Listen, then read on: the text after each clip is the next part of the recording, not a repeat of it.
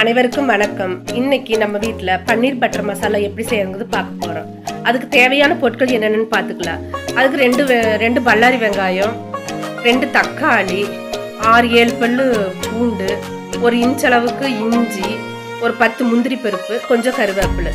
இது தனியாக எடுத்து வச்சு இதை கட் பண்ணி வச்சுக்கிட்டு ஒரு பேன் வச்சு 2 ஸ்பூன் எண்ணெய் ஊற்றி இந்த நம்ம கட் பண்ணி வச்சுக்க எல்லா பொருட்களையும் நல்லா வதக்கி எடுத்துக்கலாம்.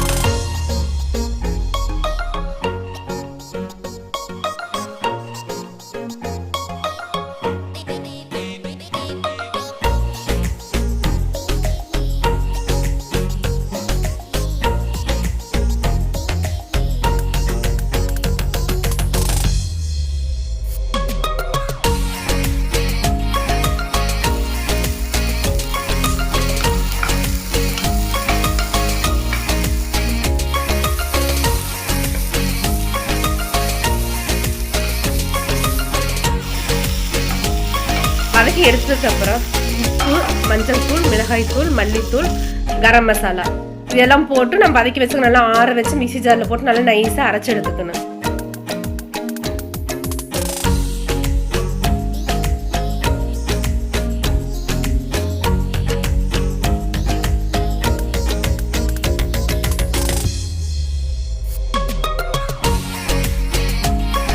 ஒரு பேன் வச்சு 2 ஸ்பூன் பட்டர் போட்டுக்கணும். பட்டர் மெல்ட் ஆனதுக்கப்புறம் 2 துண்டு பட்டை, 2 கிராம்பு, ஒரு ஏலக்காய், ஒரு பிரிஞ்சி இலை இது போட்டு நல்லா பொரிஞ்சோம்னு நம்ம நல்லா நைஸாக அரைச்சி வச்சுக்கணும். ஊற்றி நல்லா கொதிக்க வைக்கணும்.